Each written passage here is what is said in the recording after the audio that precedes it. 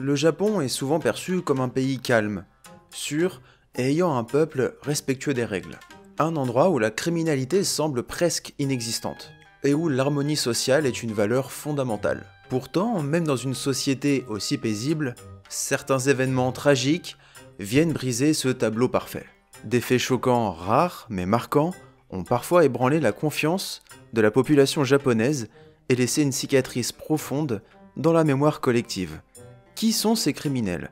Qu'est-ce qui a bien pu les pousser à agir de manière aussi violente dans un pays où la culture du respect et de la retenue est si ancrée? Aujourd'hui, on va donc revenir sur certains des crimes les plus marquants de l'histoire du Japon moderne. Alors si je vous racontais l'histoire de 3 criminels japonais dont le nom est resté tristement gravé dans l'histoire, ça vous intéresse?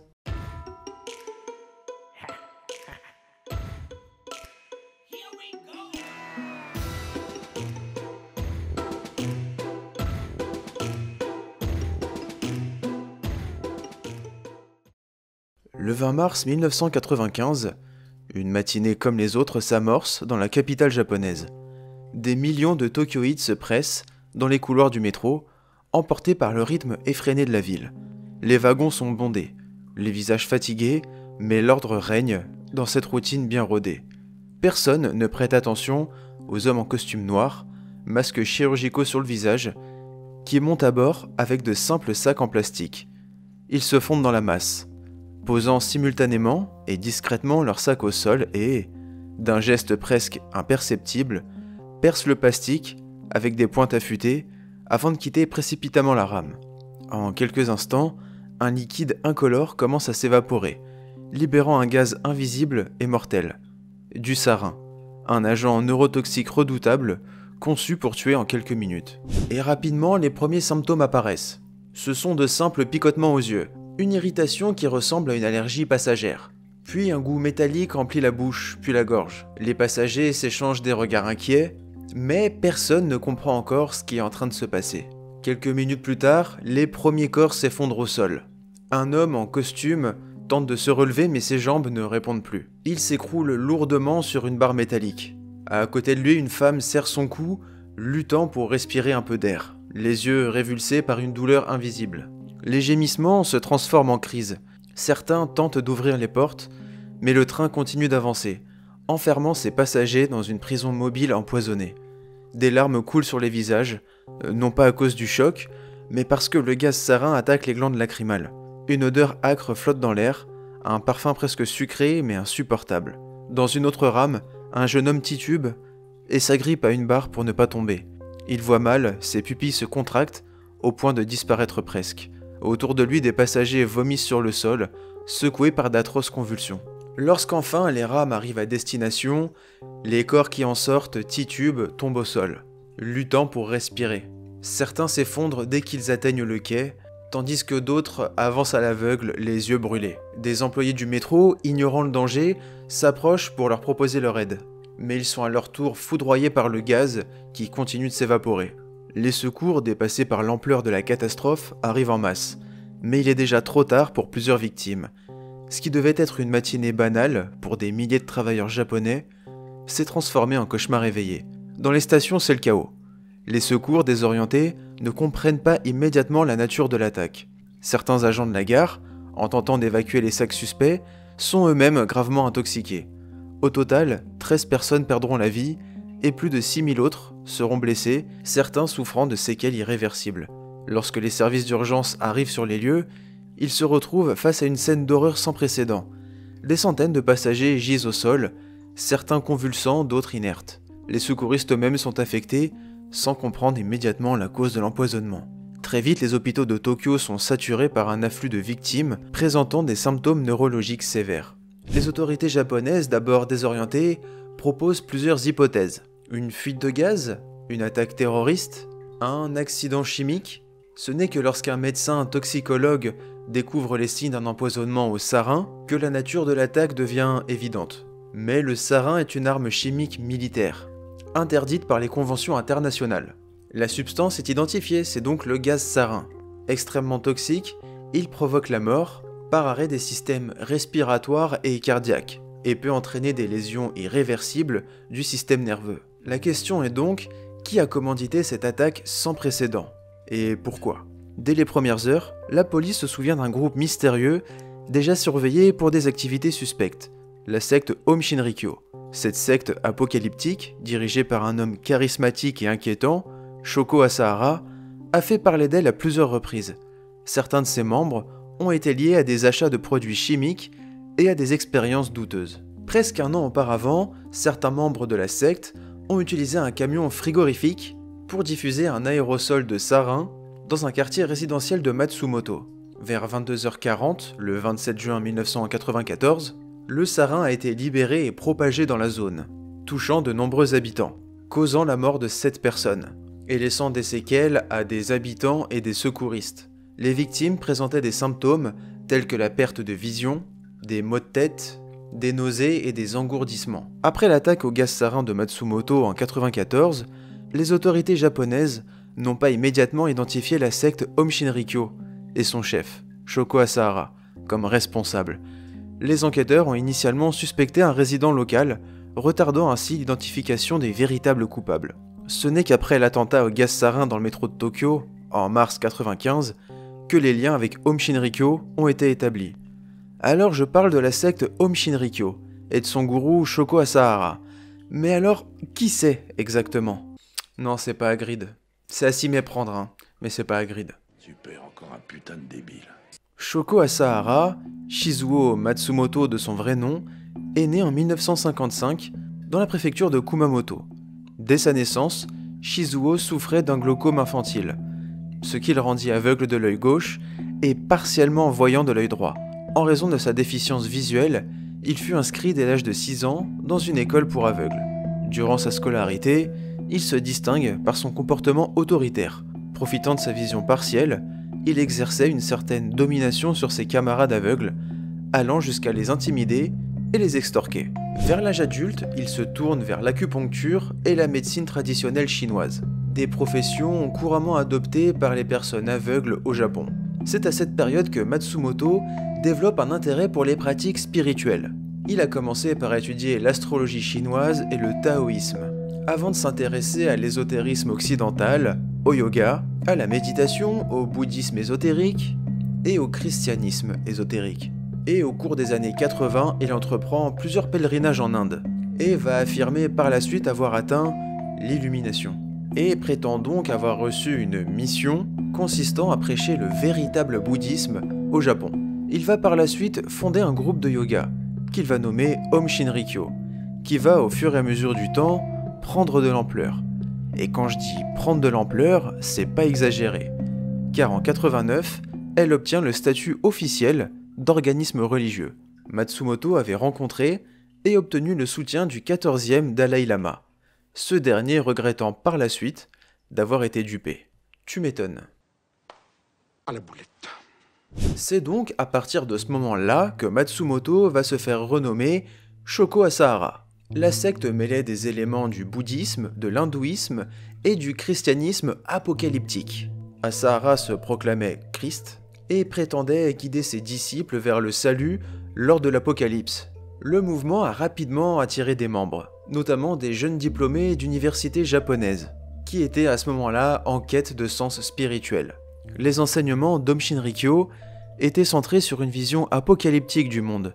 Le but principal de la secte était de préparer ses membres à survivre à l'apocalypse imminente et de créer une société idéale, post-apocalyptique, sous la direction d'Asahara. Pour atteindre cet objectif, la secte cherchait à saper les structures sociales et politiques existantes, qu'elle considérait comme corrompues et vouées à l'échec. Des techniques de manipulation mentale étaient également utilisées, temps de sommeil restreint, nombreuses responsabilités et tâches à accomplir, accès interdit aux informations extérieures, ouverture limitée aux seules informations filtrées par la secte. Bien que le mariage et l'amour des disciples aient été interdits, le gourou était considéré comme un tantra père et utilisait de nombreuses femmes comme ses maîtresses pour l'intégrité de l'initiation. Alors isolés et manipulés, les adeptes voyaient en Shoko Asahara une figure quasi divine. Et malgré le fait qu'il ait un nom qui fait penser à un Kinder, Shoko Asahara va passer une étape supérieure dans l'horreur. Il va passer à l'action. Afin de renverser le gouvernement japonais, Il est persuadé qu'il doit causer le chaos et la destruction. En avril 1990, le groupe s'essaie au bioterrorisme. 3 véhicules sont équipés pour répandre de la toxine botulique dans Tokyo. Les toxines botuliques bloquent les fonctions nerveuses et peuvent entraîner une paralysie respiratoire et musculaire. Le premier véhicule entre dans Tokyo, répandant le produit, et se dirige vers le Parlement japonais. Un autre véhicule devait se diriger vers la ville de Yokohama et la base navale américaine de Yokosuka. Le troisième véhicule est utilisé dans la zone de l'aéroport international de Narita. L'attaque est un semi-échec. La faible virulence de la souche bactérienne utilisée, l'insuffisance de quantité et l'obstruction d'une partie des dispositifs de dispersion sont les raisons envisagées sur l'échec de l'opération. Mais Home ne baisse pas les bras pour autant, et ses laboratoires clandestins continuent de travailler sur des produits qui seront plus toxiques, plus dangereux, plus mortels. Et ils parviennent alors à synthétiser du gaz sarin, un gaz considéré comme une arme de destruction massive par les Nations Unies. On estime qu'il est environ 500 fois plus toxique que le cyanure. Il passe facilement la barrière des poumons et est absorbé par la peau. Et quand il ne tue pas, il laisse de graves séquelles neurologiques. Home Shinrikyo va donc faire usage du gaz sarin à plusieurs reprises. Mais c'est l'attaque du métro de Tokyo, un lieu confiné où circulent des milliers et des milliers d'usagers, qui va rester tristement célèbre. A frightening development this morning. A chemical weapon, nerve gas, was released inside a crowded subway system in Tokyo today. Tokyo rush hour. 5 bags filled with sarin, a deadly nerve agent first used as a chemical weapon by the Nazis, have been planted by a cult.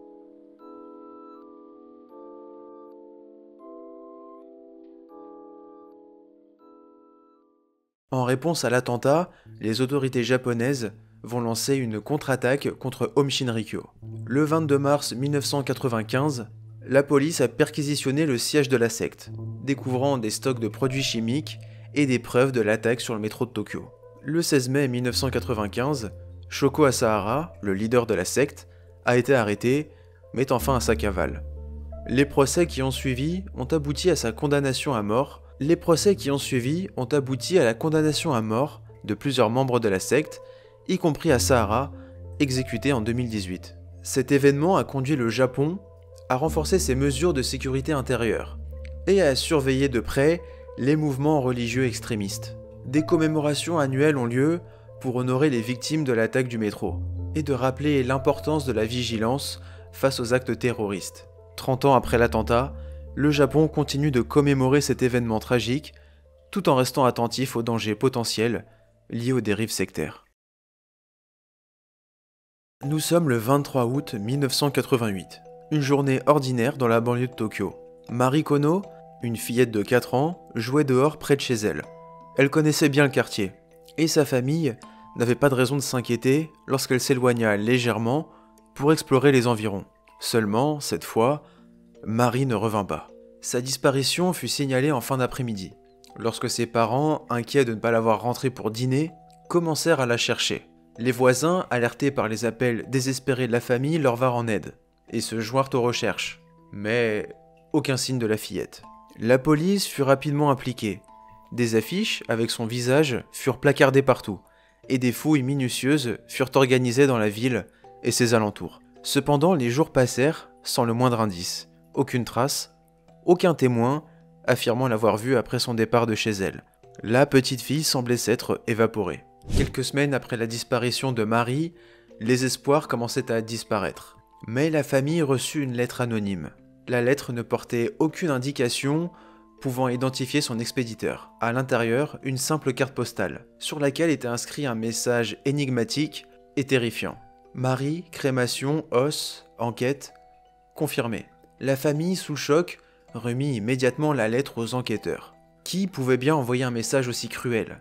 Était-ce une mauvaise blague ou un aveu morbide d'une personne qui aurait enlevé la petite Mari ? Les jours suivants, d'autres courriers tout aussi inquiétants arrivèrent. Et cette fois, ils contenaient des restes humains, des fragments d'os, de minuscules dents, soigneusement emballés et envoyés aux parents de Mari. Et les analyses médico-légales révélèrent le pire, il s'agissait bien de restes humains qui appartenaient bien à la petite fille disparue. Les enquêteurs comprirent qu'ils ne faisaient pas face à un simple enlèvement. L'envoi des restes, la nature des lettres, tout indiquait que le responsable cherchait à tourmenter la famille et à jouer avec la police. L'affaire prit une ampleur nationale. La presse relaya l'histoire et la population japonaise fut choquée par l'horreur de la situation. Les forces de l'ordre intensifièrent leurs efforts, interrogeant d'éventuels témoins, analysant la moindre piste. Le tueur, pourtant, semblait insaisissable, jusqu'à ce qu'une série d'événements imprévus mette enfin les enquêteurs sur la bonne piste. Alors que l'enquête sur la petite Marie Kono stagnait, un sentiment d'inquiétude commençait à s'installer dans la région. Quelques semaines après la mort de Marie Kono, un autre événement tragique se produisit, car une autre fillette va disparaître dans des circonstances étrangement similaires. Les autoritaires commencèrent à voir un schéma.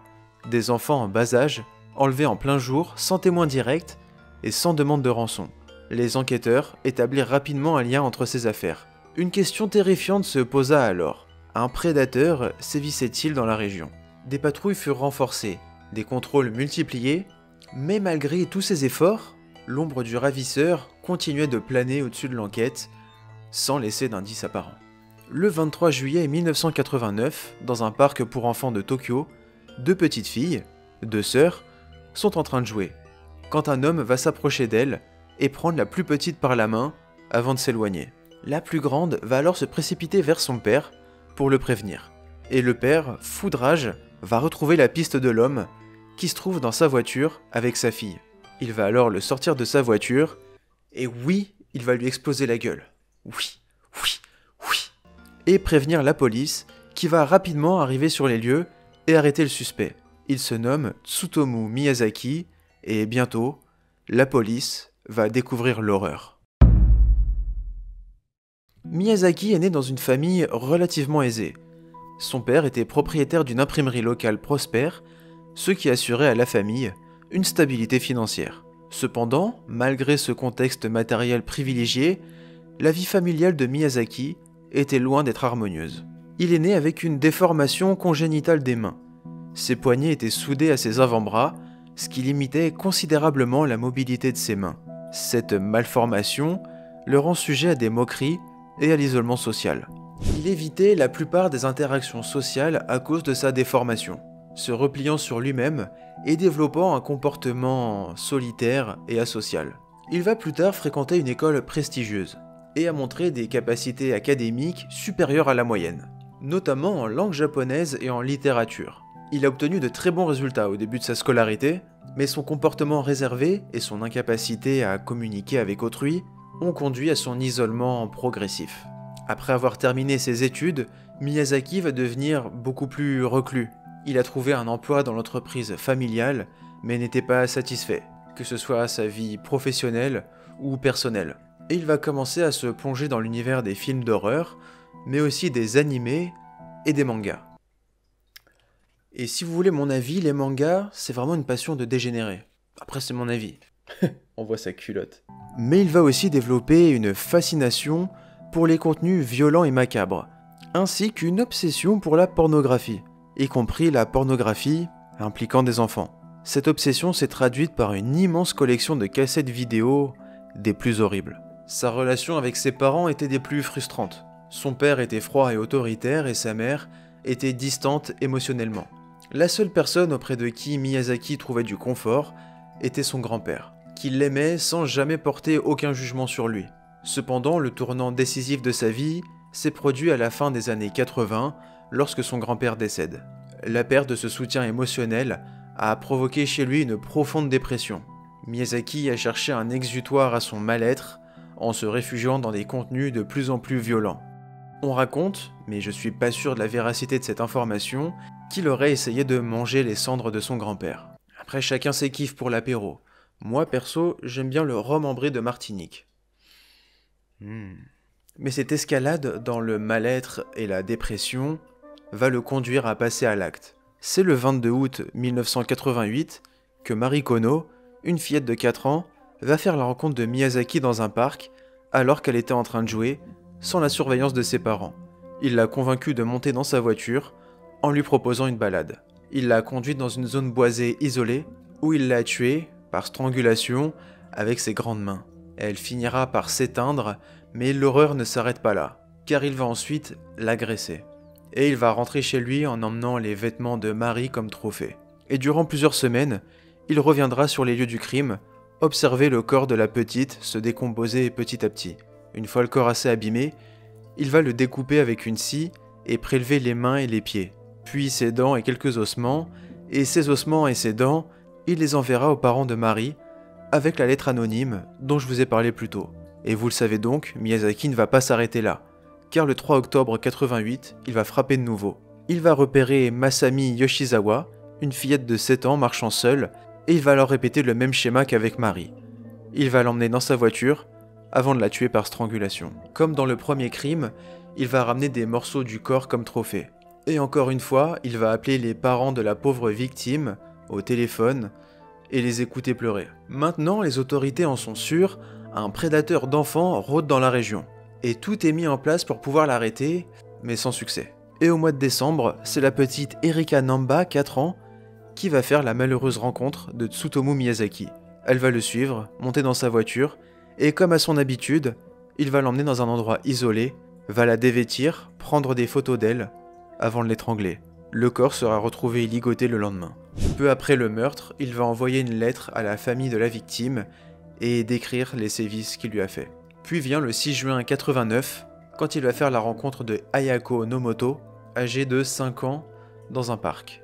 Comme à son habitude, il va s'éloigner, l'étrangler, prendre des photos et cette fois va ramener le corps chez lui. Il va conserver le corps durant 2 jours et prendre des photos. Il va ensuite la découper en morceaux et jeter les restes dans des toilettes publiques et une rivière proche. Elle sera heureusement sa dernière victime, car on arrive au 23 juillet 89 lorsqu'il tente d'enlever une petite fille, mais sera rattrapé par son père et arrêté. Je crois que c'est une des histoires les plus horribles que j'ai pu raconter sur la chaîne. Alors pour pallier à cette horreur, je vais vous montrer cette jolie petite peluche de Sushi. Elle est mignonne, hein? Après son arrestation en juillet 89, la perquisition de son domicile a permis de confirmer son implication dans les 4 meurtres. La police a découvert une collection de milliers de cassettes vidéo, dont certaines contenaient des enregistrements de ses victimes. Ils vont également retrouver les mains et les pieds de Mary Kono et autres restes de corps.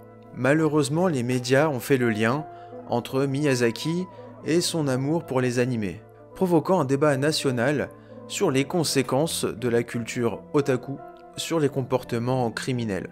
Il sera donc appelé le tueur otaku, mettant en lumière cette communauté marginalisée, déjà vue d'un mauvais œil. Lors de son procès, Miyazaki a affirmé qu'il était sous l'influence d'un personnage imaginaire qu'il appelait le Ratman. Il prétendait que cette entité lui ordonnait de tuer. Cependant, les experts psychiatriques ont conclu que, malgré des signes de schizophrénie et de troubles dissociatifs, Miyazaki était conscient de la gravité de ses actes. Cela a conduit à le considérer responsable de ses crimes. Miyazaki fut condamné à mort en 1997 et sera pendu le mardi 17 juin 2008. Il est 12h30. Un camion pénètre dans la rue piétonne bondée d'Akihabara, accélère brusquement et fonce droit dans la foule. Le véhicule roule à une vitesse élevée et le conducteur ne montre aucun signe de ralentissement. Le camion heurte violemment plusieurs personnes, projetant des corps en l'air sous la force de l'impact. 3 personnes sont tuées sur le coup, frappées par l'impact du véhicule. Plusieurs autres sont grièvement blessés, certains souffrant de fractures ouvertes et de traumas crâniens. Les cris de panique résonnent dans la rue, alors que les passants tentent de fuir et de porter secours aux blessés. L'assaillant arrête le camion au milieu de la rue, sort calmement du véhicule et se dirige vers la foule en état de choc. Ce qui suit est encore plus effroyable. L'assaillant est armé d'un poignard à double tranchant. Immédiatement après être sorti du véhicule, il se dirige vers les passants blessés et commence à les poignarder avec une détermination effrayante. Il s'approche d'une première victime au sol et lui plante la lame dans le torse. Il poursuit ensuite plusieurs personnes qui tentent de s'enfuir, les frappant dans le dos ou à la poitrine. Il poignarde une femme en plein cœur avant de s'en prendre à un homme qui essayait de l'aider. Certains passants tentent de s'interposer mais sont attaqués violemment. Les cris de terreur s'intensifient alors que les témoins réalisent que l'assaillant ne s'arrêtera pas. En moins de 2 minutes, il poignarde un total de 7 personnes. Les passants essaient de fuir dans toutes les directions, mais le chaos et la panique compliquent leur fuite. Les victimes gravement blessées gisent au sol, tandis que l'assaillant poursuit son attaque sans montrer le moindre signe de remords. Cet assaillant, il se nomme Kato Tomohiro, et il est né en 1982. Durant son enfance, il est un élève brillant à l'école, mais arrivé à l'adolescence, il devient plus dissipé, et ses résultats au lycée deviennent catastrophiques. On parle de lui là, hein? Pas de moi, hein, pas de mes résultats. Puis après les études, il éprouve des difficultés à maintenir des emplois stables, et enchaîne plusieurs postes temporaires. Cette instabilité professionnelle alimente chez lui un sentiment croissant d'insécurité et de frustration. Parallèlement, Kato développe une forte présence en ligne sur Internet, fréquentant divers forums où il exprime son mal-être et son sentiment d'isolement. Il mentionne souvent des relations familiales tendues et un manque de soutien social, se sentant incompris et rejeté par son entourage. Ces interactions virtuelles deviennent pour lui une échappatoire, mais elles renforcent également son sentiment de déconnexion avec la réalité. Plusieurs sources affirment que son moment de bascule est un événement qui a eu lieu sur son lieu de travail. Certaines sources affirment que c'est un conflit avec ses collègues, d'autres disent que c'est une erreur de sa part qu'il aurait effectuée. En tout cas, il était persuadé qu'il allait perdre son emploi, la seule chose plus ou moins stable dans sa vie. Les jours précédant l'attaque, Kato posta plusieurs messages inquiétants sur les forums qu'il fréquentait assidûment, exprimant des pensées suicidaires et une colère intense envers la société. Il évoque son intention de commettre un acte violent, mais ces avertissements passent inaperçus ou ne sont tout simplement pas pris au sérieux. Le 8 juin 2008, il met son plan à exécution en louant un camion et en se rendant à Akihabara, un quartier animé de Tokyo. Là, il fonce dans la foule avec le véhicule, puis en descend pour attaquer les passants avec un couteau, causant la mort de 7 personnes et en blessant 10 autres. À 12h35, la police locale arrive rapidement sur les lieux après avoir été alertée par les cris et les bruits du camion. Un policier en civil s'approche de l'assaillant, arme au poing, et lui ordonne de déposer son couteau. Dans un premier temps, l'assaillant refuse de coopérer et adopte une posture agressive. Le policier menace de tirer, ce qui pousse finalement l'assaillant à lâcher son arme. Il est immédiatement plaqué au sol et menotté. L'arrestation est rapide et maîtrisée, mais le carnage est déjà terminé.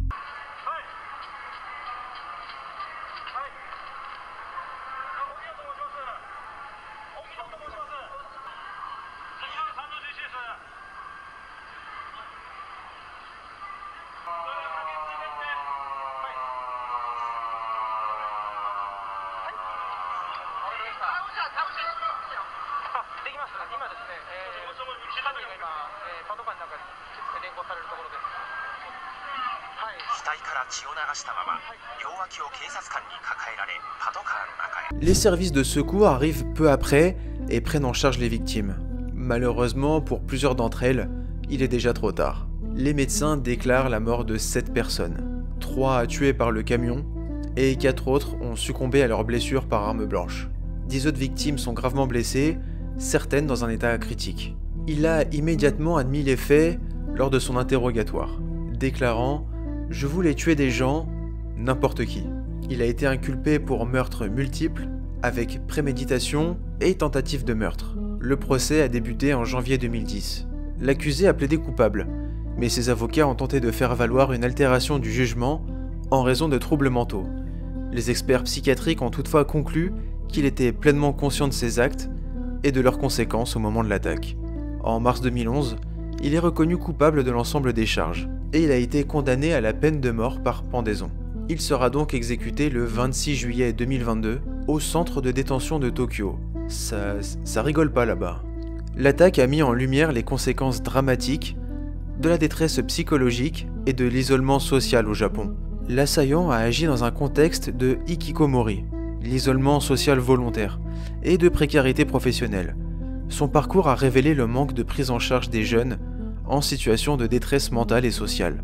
Le gouvernement japonais a mis en place de nouvelles lignes d'écoute pour les jeunes en détresse et un programme d'accompagnement pour les gens en détresse émotionnelle et sociale a été renforcé dans les écoles et les collectivités locales. Malgré les crimes choquants que nous avons abordés, il est important de rappeler que le Japon reste l'un des pays les plus sûrs au monde. Le taux de criminalité y est remarquablement bas et la société japonaise est fondée sur des valeurs de respect, d'harmonie et de responsabilité collective. Les actes de violence sont des exceptions qui marquent profondément la société, justement parce qu'ils contrastent avec la paix et la sécurité qui règnent au quotidien. Ce qui me fascine au Japon, c'est cette mentalité respectueuse, qui met l'accent sur le bien-être de la communauté. Et les événements tragiques dont je vous ai parlé rappellent que personne n'est à l'abri de la souffrance ou de la dérive. Mais ils ne doivent pas faire oublier l'esprit de solidarité et de résilience qui caractérise le Japon. C'est un pays que j'admire profondément, non seulement pour sa culture riche et unique, mais aussi par la force de son peuple face à l'adversité. Et les animés. Dragon Ball, My Hero Academia, L'Attaque des Titans, Jujutsu Kaisen, Naruto. Merci d'avoir regardé la vidéo jusqu'au bout. Si celle-ci vous a plu, je vous invite à laisser un commentaire constructif, à mettre un like, pourquoi pas la partager, vous abonner, mais je vous invite aussi à aller voir les autres vidéos de la chaîne. Si la vidéo marche, bah ça fait des sous, et je pourrais faire une vidéo au Japon. Plus sérieusement, je pense faire une vidéo bilan en fin d'année, avant de prendre une pause estivale bien méritée. Je vais sûrement faire une vidéo où je vais parler un petit peu de la chaîne, et pourquoi pas de moi, entre autres. Donc si ça vous intéresse, je peux faire une petite partie FAQ, alors je vous invite à poser vos questions dans les commentaires de cette vidéo, en mettant avant votre question en gros FAQ.